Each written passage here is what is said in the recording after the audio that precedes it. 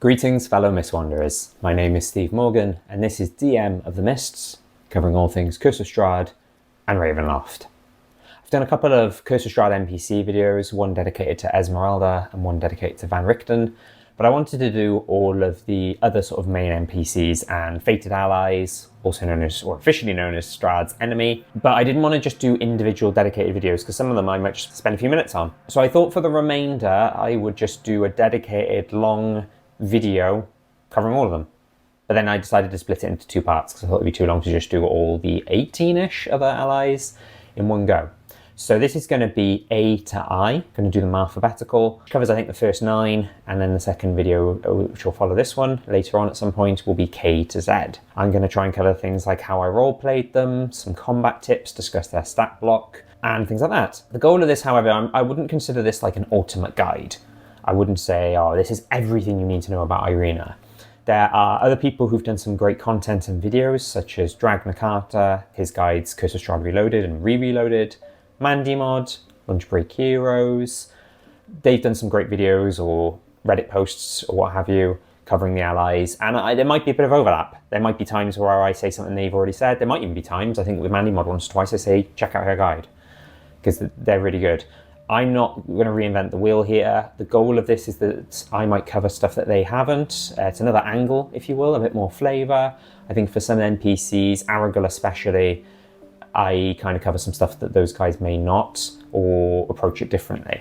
Also, this isn't just tackling them from a fated ally point of view. Fair enough if you're watching this video because your fated ally is, whether you drew it or you're considering choosing the fated ally to be somebody who's A to I. You know, hopefully this gives advice beyond that. So if you're just looking for tips for how to roleplay people, and for example, say your fated ally is Ismark, just choosing one at random, but you want to know more information about Arrigal, about Ireena, about Arabelle, about Davian and people like that, then hopefully this kind of helps you with that as well. I remember with the Lunch Break Heroes videos, I think I watched them all.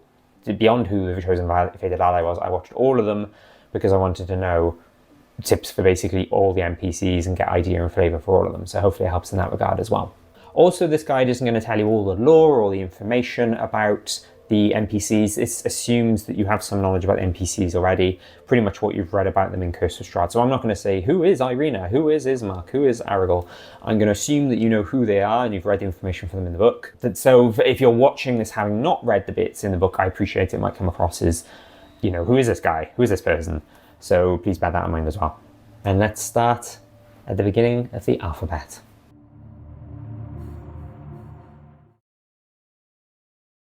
With Arabelle, let's start with a challenge.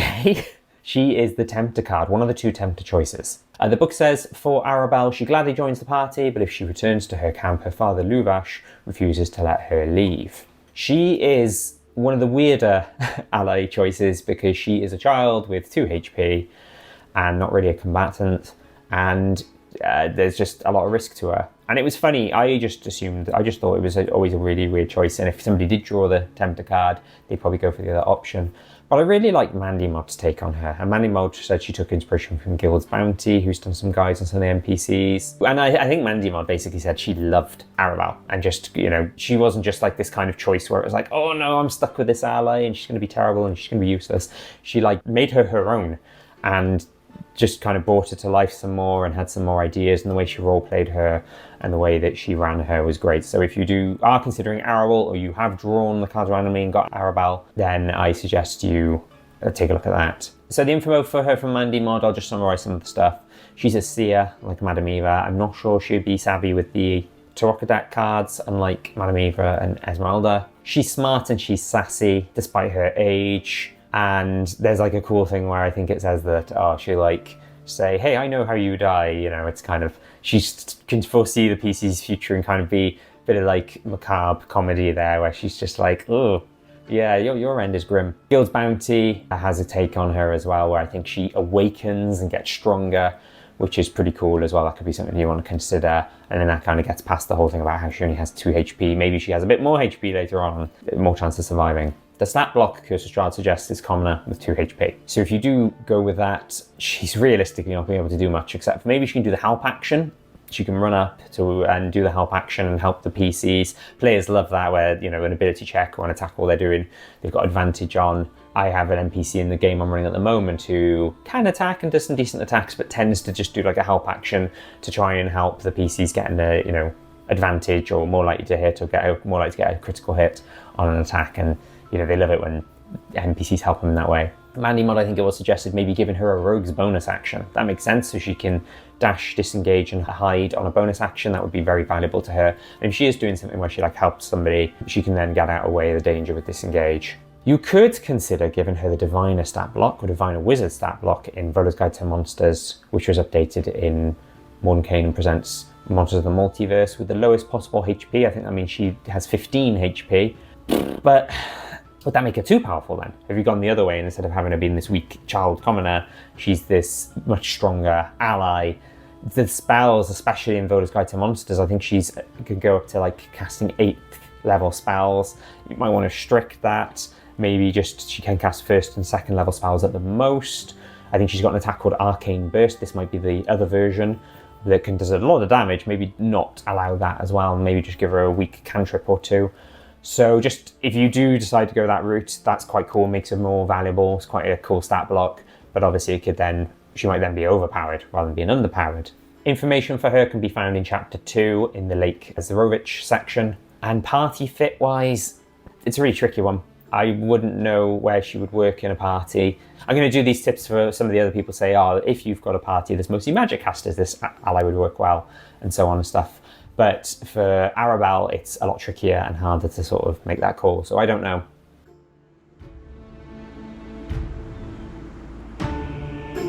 Arrigal, the Vistana in the Vistani camp in Vallaki, is possibly one of my favourite NPCs in the whole module. I loved Arrigal. He's one of the Horseman option cards. If the characters mention this card reading to him, he accepts his fate and accompanies them. If the characters succeed in defeating Strahd, Arrigal betrays and attacks them, believing that he is destined to become Barovia's new lord. She got the classic sort of stab in the back, no pun intended, betrayal twist at the end there. I loved role-playing Arrigal. I portrayed him as kind of just like this sort of rock star energy, just kind of this kind of swagger, overconfidence, loud, and some people probably consider obnoxious.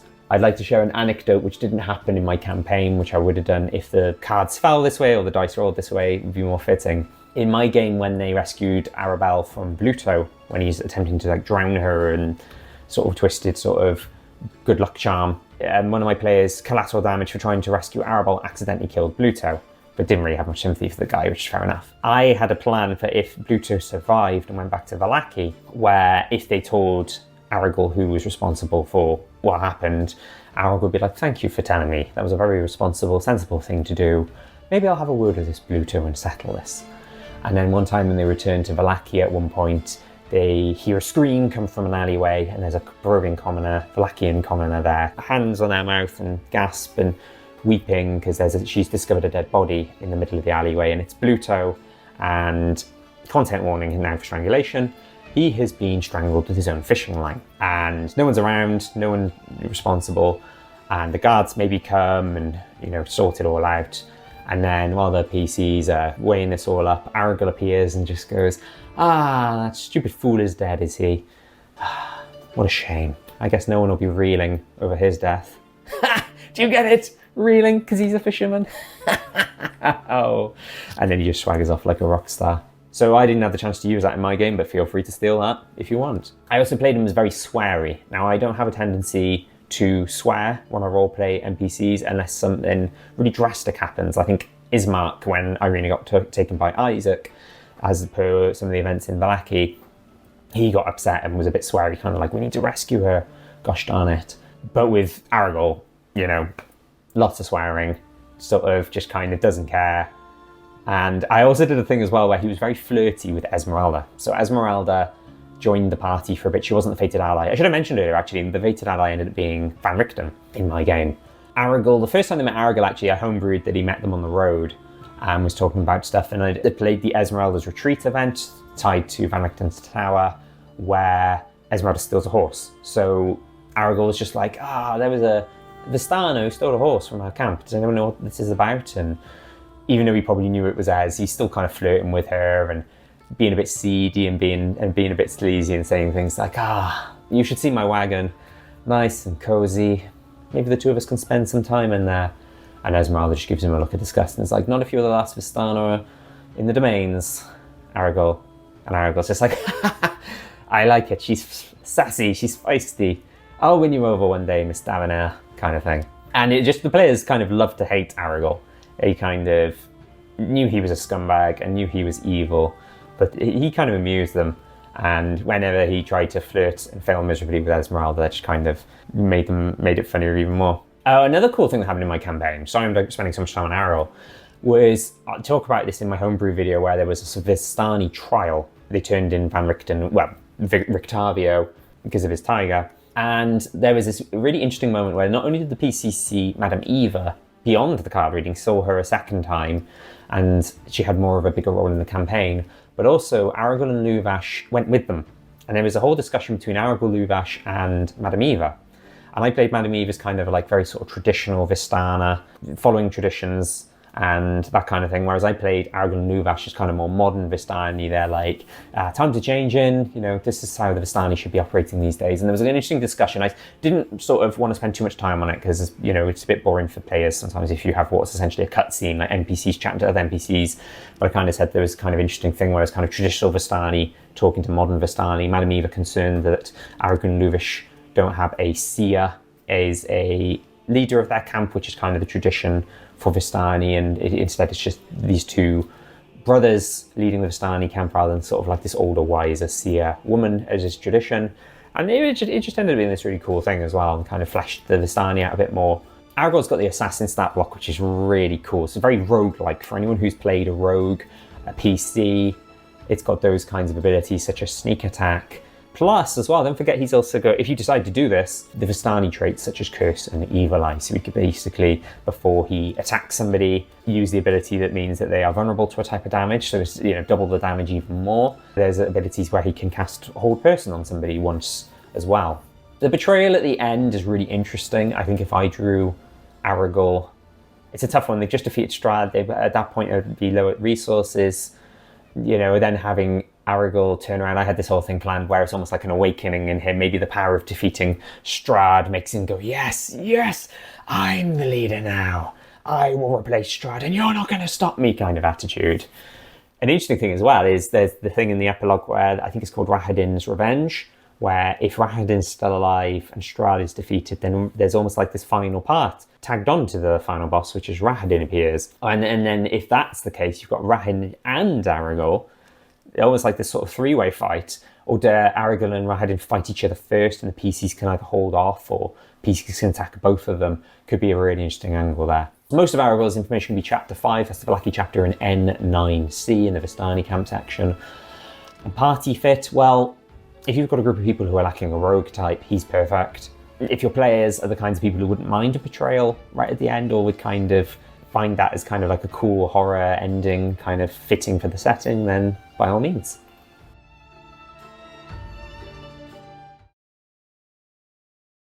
Clovin, one of the marionette options. The abbot of Kresk still lives. Clovin doesn't want to earn his master's ire by attempting to leave, and he refuses to accompany the characters, but if the abbot dies, Clovin doesn't have any reason to remain in the abbey, so he's willing to come along if he is bribed with wine.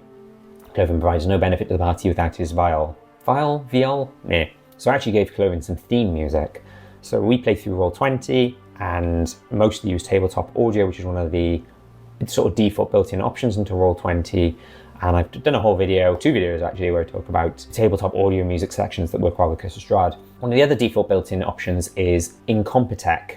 His real name is Kevin MacLeod, and a lot of YouTubers use his music. I think I said this in another video. It was really weird once one of my kids watching a Minecraft video and I recognised the music. I was like, okay. He has a song called Lost Time, which is mostly a cello. Now, a cello and a viol are different instruments, but they are very similar, I think. The classical music fans or musicians will be looking at this going like, no, it isn't. What are you on about? But there's a really cool song, and I'm playing it now, if you can hear it. And I played that when they first met him, and he played them a song on his viol. I thought that was quite cool. I roleplayed him as a bit drunk, as a bit wobbly, a bit friendly. I guess I would have been something like, oh, how do you guys know the abbot? And, oh, what do you think of my song? And he's got his big, I think, lobster claw hand or what have you. And he's there with a viol playing it. Just that kind of thing. I think when in my campaign, the Holy Symbol of Ravenkind ended up in one of the rooms in the Abbey, so he went with them and it woke the shadow monsters. And he's like, oh, what are you guys doing? Oh, what are these things moving, kind of thing. Which is quite funny. He's weak-ish. He's got very low AC and low-ish HP. I mean, 26 is higher than some other allies, but, you know, when you get to like level 8 and 9, maybe not so much. You could consider maxing it to, I think the max can be 40, based on the stat block, the Mongol folk stat block. He's obviously got the Mongol folk stat block, but with specific characteristics, the two-head thing. The mimicry ability could be handy if he becomes the ally and he's distracting people, and then, you know, if the players need to get somewhere, he can distract from a distance and then they can sneak in or something like that. Could work well. Chapter 8, he appears in the Krezk chapter in S17, the information's there. Party fit, this is another tricky one. I don't know. I really don't know. I mean, I've edited this video, but there was probably a gap there. I'm just sat thinking, where would he fit? But I don't know. Not a classic sort of ally choice or one where you can say, oh, he'd work well with this kind of party fit. I don't know. What do you think? Let me know in the comments.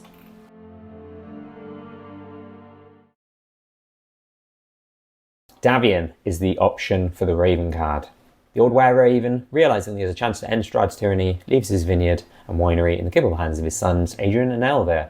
But before he travels to Castle Ravenloft to face Strahd, Davian insists on reconciling with his third son, Erwin Martikov. So one thing I'd like to say as well is I did an interesting thing, or at least I thought it was interesting, with the third winery gem. So one of them is in Yester Hill, one of them is in Berez, and the third one is kind of DM's discretion. And a lot of people do it as inside Vasilika.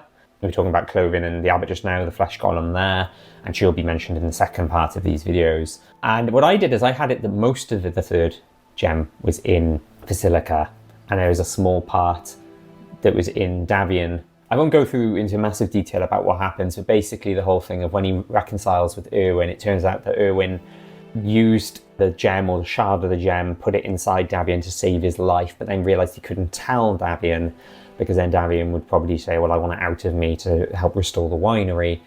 And so that's why he kept a secret, and, you know, he did this really sort of big thing for Davian, and Davian can never know about it. And then when it was revealed, it was really sweet kind of thing. I won't say too much more. Feel free to read that article. But Davian, he's the classic sort of grumpy old man. I do love in his art though. Like, play him as a grumpy old man, but he's got an appreciation of silver and shiny things. Maybe that's a clue to his, you know, were-raven-ness. But he's got, you know, you could have it a sort of thing where he's this moody, grumpy old man, but if he sees something shiny, he's like, oh, what's that? And kind of play him, not as guy as a comic relief, but he can have these moments where he's just completely changed his character and he's like, oh, that's very nice. It's very nice and shiny. Fun fact, when I was researching Davian ready for this video, and I probably knew this when I first ran Curse of Strahd and ran the winery, we actually learn about what his wife's name is, which is Angelica. It's in the details. There's a painting in one of the rooms in the winery, and it says that her name, which I didn't realise that she had a name, so that's quite interesting. He's a were-raven, so if you use the Curse of Strahd version of the stat block, he's immune to non-magical and non-silvered damage. There's I think they revised it for either Van Richten's Guide or Candlekeep Mysteries, or maybe both, where they removed the immune to non-magical, non-silvered damage, but instead has health regeneration, so I think it's like 10 hit points around. I imagine most people will be using the Curse of Strahd version where it's immunity to damage, to certain types of damage. He's got the mimicry ability as well, like I mentioned with Clovin, could be handy for potentially distracting people. That could be good for certain things. And I guess could be, if you've got a weaker party, I'm jumping ahead here to the party fit bit, but if you've got a weaker party, less experienced players maybe, he can sort of be a meat shield for some enemies. You know, against a zombie, it's fine, but against, say, a magic caster such as Babala Saga, or, you know, the hags at the windmill, that's riskier. And information for him, a tiny bit of information can be found in the Blue Water Inn section, but mostly in the winery chapter, chapter 12.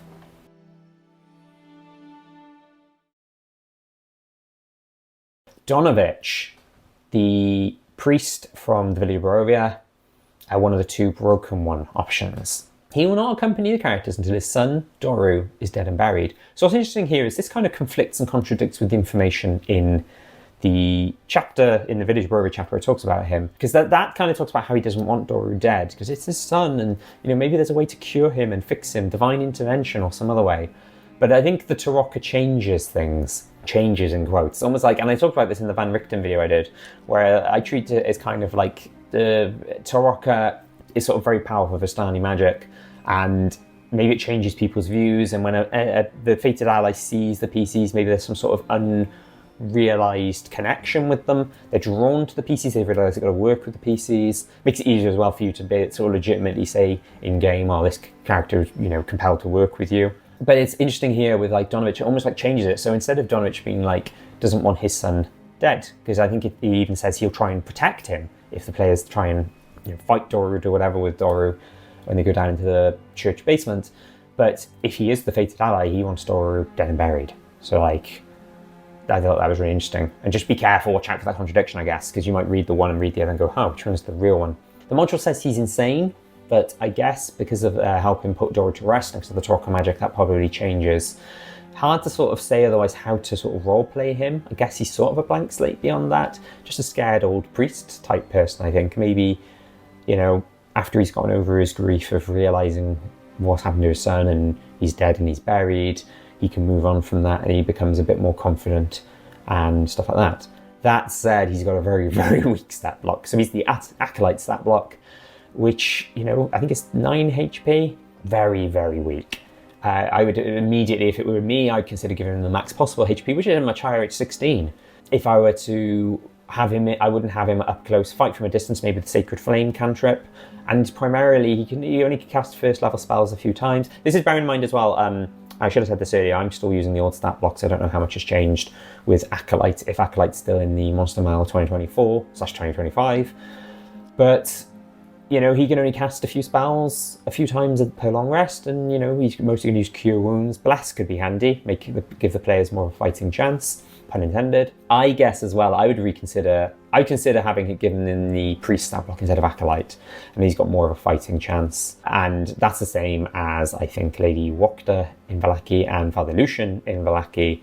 He's kind of on a more of a level pegging with those guys. He can be found in Chapter 3, in E5, in the Village of Borovia, in the church section. You can find information from there. Party fit, even if you use the Priest stat block, and especially if you use the Acolyte stat block, maybe give him to an experienced party that's lacking a healer.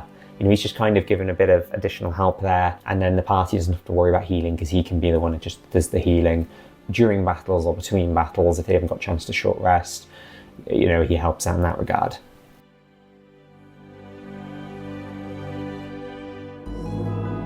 Ezmerelda Davian, possibly my favourite NPC in the whole of Curse of Strahd.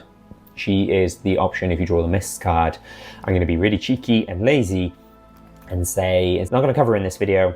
Go to my dedicated Ezmerelda video. It's about half an hour long, where I talk all about Ezmerelda, how to roleplay her, how to run her in combat, cover that quite heavily, and things like what happened to Ezmerelda in my campaign, and even beyond Curse of Strahd, because I'm now running a post-Curse of Strahd Ravenloft campaign, talk about her in there as well.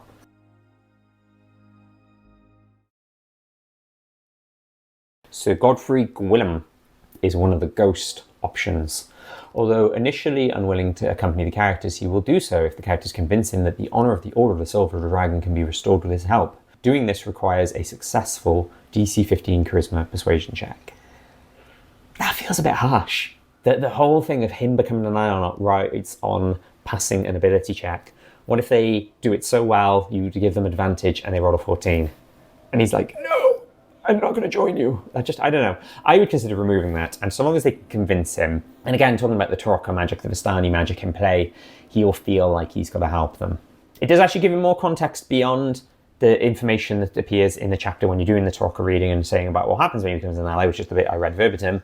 In the Fortunes of Ravenloft section of Q37, that's the Argynvost chapter and the room he appears in. Argynvost Holt, I should have said not Argynvost, that's the name of the dragon. Argynvost is the name of the dragon, Argynvost Holt is the name of the place. Firstly, I love the art for Godfrey. I've got a really funny anecdote as well. So my kids are ages 10 and 8 as I record this, but when I was researching Curse of Strahd and running Curse of Strahd, my youngest was about 5, and I used to be very careful reading through Curse of Strahd when the kids were around, just in case they saw some of the grisly art in there. I'm looking at you, page 83.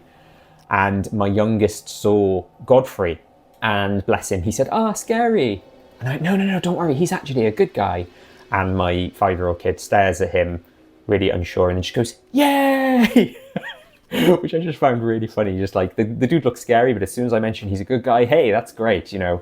He's not scary at all now. He's a hero. He's a good dude. I think the module says about he's got a scratchy voice, so I kind of gave him a voice like this, but it's very, I imagine, would be very hard to roleplay all the time, so I don't know how you would do it if you had him as the fated ally. But that kind of thing. He's got his own stat block on D&D Beyond, which is amended from the Revenant stat block, and the Revenant with a longsword, where he's got the spells as well. Interestingly, I've got the original Curse of Strahd, and I've got Reloaded behind me. Not Reloaded, sorry, Revamped. The Revamped stat block actually removes some of the spells.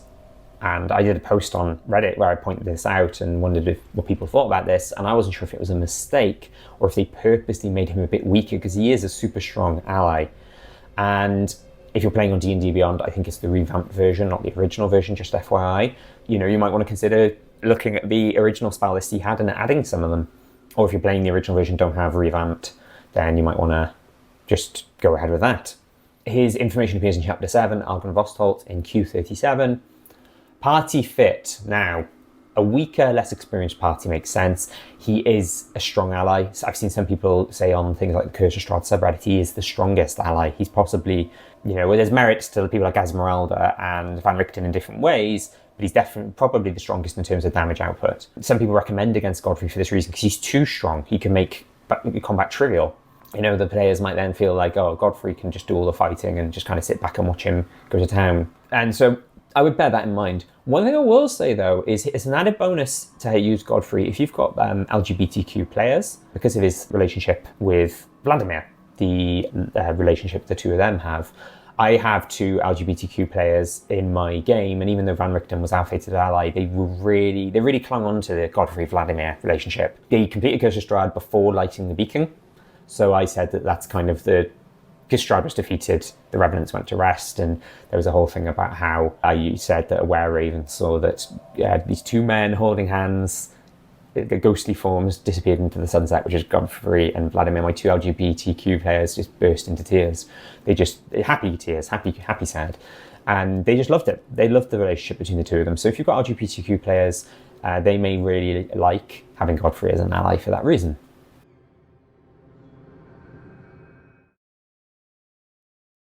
Ireena, one of the 2 choices for the Innocent card. Her brother, Ismark, opposes the idea of Ireena's being taken to Castle Ravenloft, but she insists on going there once the characters tell her about the card reading.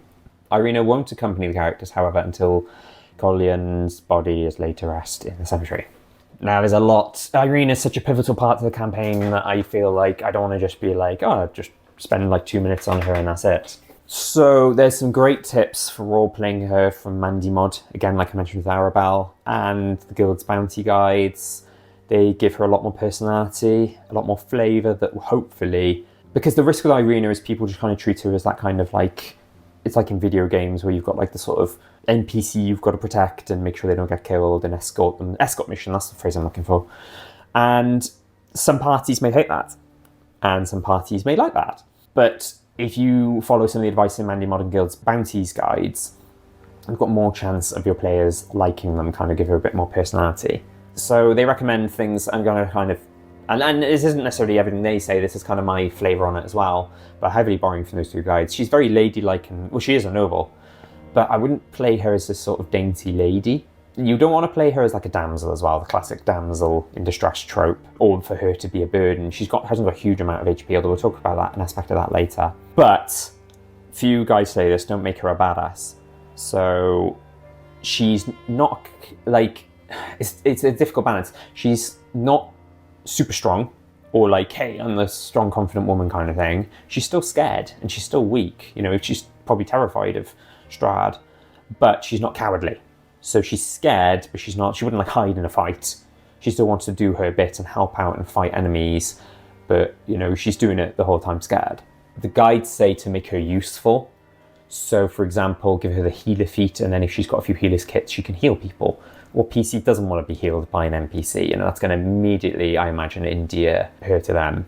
You can play up the noble background, because she's got connections with Vallaki and Krez, because she's the daughter of a burgomaster. One of the guides mentioned that there's the noble background. Again, I don't know if this differs from in the new version, but from the 2014 original 5th edition rules, there's a noble background where there's like a position of privilege feature, where like she can easily get like noble people take her seriously and stuff like that, which can be very handy, you know, gaining access to certain places. Give her a hobby. Both the guides suggested embroidery, and that makes sense then. She's got a needle, so she knows how to like stitch up wounds and stuff. That ties into the whole healer feat thing that I mentioned a minute ago. You can have her ask questions about the PC's pasts. I did this, so before running Curse of Strahd, we did Lost Mine and Phandelver. So when they're traveling from the village of Barovia to Krezk, I had it where she was like saying, so where are you guys from? What's it like? What's it like outside Barovia? And they were like telling her about all the events that happened in Lost Mine and Phandelver. And it was good for a few reasons. One, it gave them a chance to reminisce and say, we just did these cool things, and they had a laugh and a joke about, you know, even though it only happened like a few sessions ago because we just finished Lost Mine and Phandelver and this was near the beginning of Curse of Strahd. It was quite fun for them, like reminiscing past adventures. And it also showed that she cared. She's not just some person who just doesn't care. She cares about them personally. These people are helping her. She wants to get to know them, and that helps as well. And it ended up in my campaign that a few of my players really, really cared about her, and I think it's due to these guides that helped. One of the guides is fantastic. It said that if she gets captured or kidnapped, such as by Isaac or some other minions, have her engineer her own escape, or at least try to. She's not the kind of, again, talking about she's not a damsel in distress. She's a smart cookie. She's scared, but she's not stupid. She could potentially, they rescue her from Isaac and the Burgomaster's mansion, but maybe she's already out the door when they find her. You know, maybe she's already tried to sort of say to Isaac, you know, you need to release me, you're going to get into lots of trouble for this. To quote one of the guides, Ireena's best weapons are her words and her mind. Because of her noble background, she knows what to say, how to say it. She's could be very persuasive, very charismatic, but ultimately she's active. She's not this passive MacGuffin necessarily. She's active, and that can really be interesting for the players as well. Like, you know, finding her mid-rescue, you know, trying to rescue her and she's already in the middle of rescuing herself is quite more interesting, I guess, than kind of, they rescue her from a cell or a room where she's trapped or something. Her stat block, she's a noble and it specifies 14 hit points. I think it was Dragon Carter had a restored stat block, where some people do it where the Krezk pool, we're going to talk about that in a minute, instead of being sucked in with Sergei, it awakens her memories, and she's got the memories of the past Tatiana's. And I had it that when she saw, because that didn't happen in my game, but what did happen in my game is she saw somebody pulled out the sun sword, and she was like, why have you got Sergei's sword? And then she was like, who's Sergei? And she's like, and then had all these visions of, you know, the past Tatiana who was good with the sword, and the past Tatiana who was a healer, and things like that. And then she's and I think it's got higher HP as well. So that could be a consideration. If I find it, because I think it might be from the old guide, so I don't know if it's still out there, or if it's been revised for the new one, I'll chuck that in the description, a link to it. And there's also, you can consider sidekick rules as well in various places. I think in like the Essentials kit, and I forget which book, probably Tasha's, you can have sidekicks, and then they kind of level up with the players, could be a consideration as well. A really important point, and I noticed that Lunch Break Heroes mentioned this in his video, because I watched it just before this, is no Strahd allies will target her. She's got plot armor to an extent. Strahd's probably got an order to say, if you see a woman with red hair, do not touch her, or you'll have to deal with me, kind of thing. So that would mean wolves, the werewolves, the Vistani, Rahadin, the druids and the berserkers. If your party gets into a battle with any of those and Ireena's with her, none of them should target Ireena. The confusing ones are the ones who don't maybe know Ireena's significance. I saw a thread on the Curse of Strahd subreddit recently where people said, the hags would know. But would they? The hags in the windmill? You know, they're kind of independent, doing their own thing. They don't, as far as I'm aware, and please correct me if I'm wrong, they have nothing to do with Strahd. They're not allies of Strahd. They wouldn't know Ireena's significance. And so if you fight the hags on the way and Ireena's there, they could fire a lightning bolt, and if it kills that redheaded girl, who cares kind of attitude. People might correct me if I'm wrong, and I will admit I might be wrong with that one, so let me know in the comments what you think about that. The consorts as well, Strahd's consorts, I've seen some people say, well, it's a tricky one because they have to follow Strahd's orders because they are, you know, sort of his sort of slaves to an extent. But you see some stories where a jealous consort orchestrates Ireena's death because they think, you know, they want the attention. They don't want Strahd to have the attention on Ireena. And then I guess other people, there might be a few other people I've not mentioned here who wouldn't know Ireena's significance and therefore wouldn't hesitate to attack her, especially if she's attacking them. Let's talk about the Krezk pool. She sees Sergei in the pool, gets drawn to it and may go in there, and if she doesn't go in there, she's sad. But like I said before, the whole thing of she decides not to go in there, but it awakens her memories. She realizes she's Tatiana, or you could ignore it. I don't know. Information for Ireena lives mostly, well, it's probably dotted throughout the whole book, but primarily in the Village of Barovia chapter 3, in E4. I think that's a Burgomaster Mansion section. Party fit, I guess people who like Ireena, or people where you think Ireena would work well with them. It could be hard to gauge that early, because if you're playing the campaign as kind of intended, they meet her in the Village of Barovia, they stop by Serpul encampment on the way. Have they spent enough time with her at that point to decide for you to make a judgment call if she'd be good ally fit for her or not? So, you know, something to think about.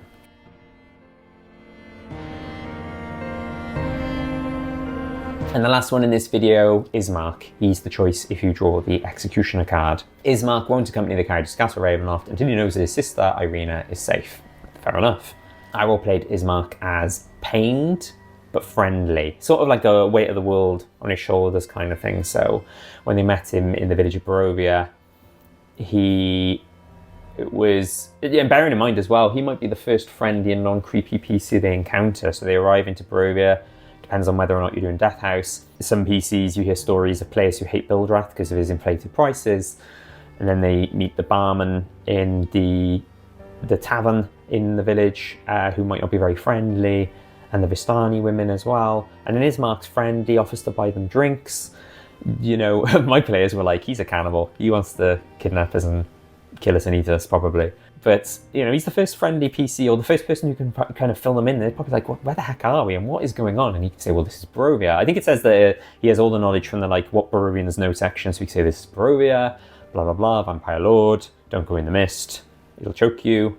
But yeah, so, so he's friendly, but they can kind of just tell that he's stressed, he's worried, probably feels a bit sick with everything that's going on. And in my case as well, and I found out later on that I think this is recommended in one of the guides, it might be reloaded, that I had a player who's obsessed with money. Like, he would not care about doing a quest unless money was offered. And Lost Mine and Fell River, that's not too bad, because most of the quests do offer some sort of money or reward. I think there was one that doesn't offer money, but I said gave him a magic item if they would do it. And so I had it that he would say, listen, I haven't got much money on me. It's all the money that my father had before he died. It's 50 gold, which is a big deal in Barovia. I imagine most NPCs probably mostly deal in copper. And I was going to say silver, but I don't think there's any silver currency, but that's a whole other discussion. But yeah, they mostly deal in copper and maybe electrum and don't really see much gold. So yeah, that might be a consideration as well if you think you have a party who are more likely to help if they're offered some money. Not that money really helps in Barovia anyway. Not really much you can spend it on. He's got the veteran stat block, which is pretty cool and pretty hardy. And there's a whole question of, should he go with them at least to escort Ireena to Vallaki, even if he's not the fated ally? I guess it depends on the party. Probably not, because if it's the party plus Ireena plus Ismark, that's quite powerful for early on, although maybe that'll help them. Maybe if they're a weak party, maybe if they're not very experienced players, you might want to consider that. But then, you know, having two NPCs helping them out is a lot. One of whom can't or shouldn't be killed as well. And there's the argument as well that he would likely stay behind in the Village of Barovia. Otherwise, the Village of Barovia is undefended. The Burgomaster's died. He's essentially a replacement Burgomaster. He's gone as well. So he might feel like he's kind of, for political reasons or for his responsibility, is to stay home. And these PCs help Ireena without his involvement as well. Information for him lives in the Vallaki chapter E2. I think that's the information for the tavern.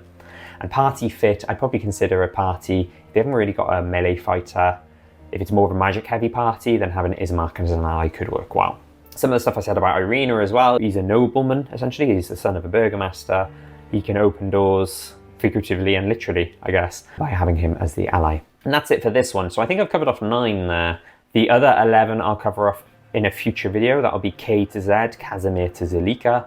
I can't promise it'll be the next Curse of Strahd video I do. This video took a long time to prepare. I wanted to make sure I did it justice. I wanted to make sure that every ally had something substantial to say and there wasn't just repeating, parroting what's done in other guides, although I admit that I probably have done that in some cases. So it may not be the next Curse of Strahd video, or even in the near future. It might be a couple of weeks, couple of months away, but K to Z hopefully coming soon. If you want to make sure you see it when it comes out, please subscribe, please hit the bell icon and whatever other YouTubers are meant to say. I'm rubbish at this YouTube stuff and often forget to tell people to do that, but apparently it makes a difference. At least that's what I've heard and read.